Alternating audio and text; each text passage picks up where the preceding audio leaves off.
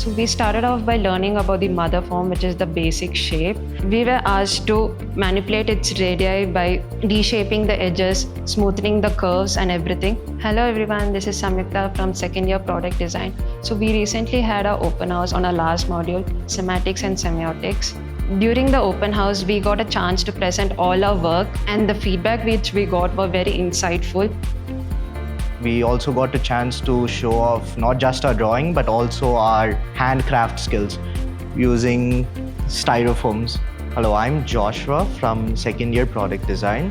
And during our open house on semantics and semiotics, we got a chance to present everything that we had done over the unit. For example, the manipulating of radii and cutting chamfers into things, into squares that we made. And this was a new experience for us where more people had to come instead of just our teachers looking through our stuff. So it was an interesting experience, more feedback from some of our peers. So we got a lot of useful information that we would be taking on forward with our next courses.